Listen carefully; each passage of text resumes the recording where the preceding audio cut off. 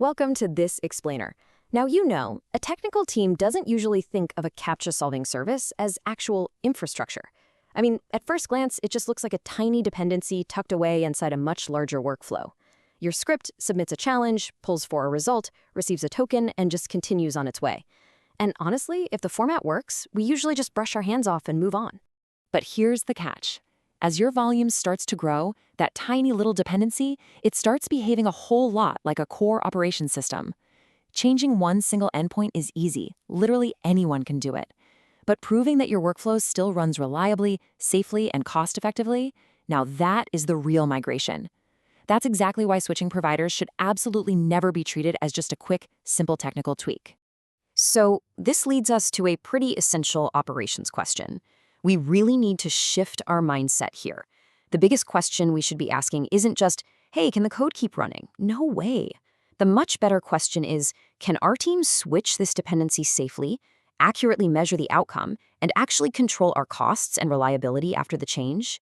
To answer that, we're going to run through a 5-part playbook today. 1, the infrastructure illusion. 2, mapping the workflow. 3, concurrency and coverage. 4, rollout and ownership. And 5, 8 migration mistakes. Let's jump right in. Okay, part 1, the infrastructure illusion, when dependencies become operations. Look, from a pure code perspective, moving to an AI-first service like CAPTCHA AI looks incredibly simple, right? You keep the exact same submit and pull pattern, your standard in.php and res.php flow, you swap the base URL, drop in your new API key, and you're done. But from an ops perspective, it's a completely different ballgame. Provider limits suddenly affect your throughput. Solve times dictate your queue speed. CAPTCHA coverage makes or breaks your workflow completion. And pricing models, they heavily impact your budget planning. So making this switch carries some very real engineering risk. Moving on to part 2, mapping the workflow, steps 1 through 3. Step 1, you've got to map out exactly what's happening right now. Document your current endpoint, how you handle API keys, polling intervals, timeout settings, and your error handling. Honestly, before you touch anything, make absolutely sure the entire team knows how the current system behaves in the wild. Step 2, pinpoint the operational reason you're switching. Are you trying to slash costs, stabilize performance during peak hours, or maybe you just need to cover Cloudflare challenges that older solvers keep skipping? You need a crystal clear operational goal. And step 3, test that endpoint compatibility, but do it in a highly controlled environment first. Now, take a look at this start comparison for a mid-volume pipeline. With older legacy services, your peak hour solve times can easily hit 60 to 90 seconds. Why? Because human worker queues get backed up. But an AI-first solver provides a super consistent 12 to 15-second solve time. It doesn't queue up or slow down on night shifts or weekends when human pools thin out.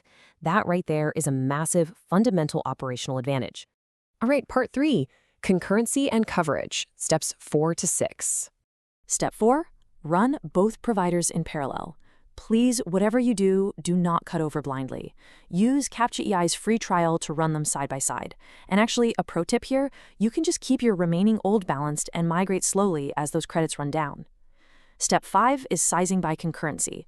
And step 6 is validating your CAPTCHA coverage.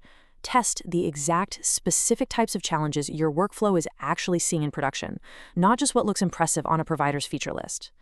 Let's actually dive a bit deeper into that sizing piece, because it's a real game changer. Most teams are totally used to paying per solve, which naturally results in wildly unpredictable monthly bills. But with thread-based pricing, you're paying a fixed cost based on simultaneous tasks. It's kind of like a grocery store checkout. Think of a thread as a single checkout lane. If your absolute peak workload only ever needs 5 lanes open at once, well, you just pay a flat rate for those 5 lanes, and an unlimited number of solves can pass through them. So remember, you want to size by concurrency, not just raw volume. And then there's this magic number right here, 0.3. When you move to an AI solver, it guarantees a consistent 0.3 default score for reCAPTCHA v3, which, by the way, is accepted by the vast majority of sites out there. This completely eliminates those highly variable, totally unpredictable scores you usually get back from human worker pools. Okay, part 4, rollout and ownership. Steps 7 and 8. Step 7, monitor that live rollout like a hawk. Track your incident rates, timeouts, and your success rates. That first production run isn't the finish line. It's really just where your validation continues in the real world. Step 8, assign clear ownership. Who specifically owns the endpoint change? Who is monitoring the rollout? Who is on the hook to handle a rollback if things go sideways? Because without strict accountability, a simple URL change can mutate into a totally unmanaged production dependency. Finally, part 5. 8 migration mistakes. What not to do. Let's run through these anti-patterns rapid fire. Number 1. Assuming drop-in compatibility means zero testing is required. 2. Switching without running a parallel benchmark first. 3. Using volume instead of peak concurrency for your cost planning. 4. Relying on the provider's illustrative benchmarks instead of your own. 5. Failing to label which provider handled which task during the transition. 6. Skipping actual coverage tests. 7. Flying without a rollback plan. And 8. Building these automated workflows without thoroughly reviewing permissions, platform rules, terms, privacy requirements, and operational risk. Remember, these workflows should only be used in owned, client-authorized, or contractually permitted environments. Bottom line, don't fall into the trap of a blind cutover. Let's wrap things up with a quick FAQ. First question, does having a compatible API mean the migration is totally automatic? Absolutely not.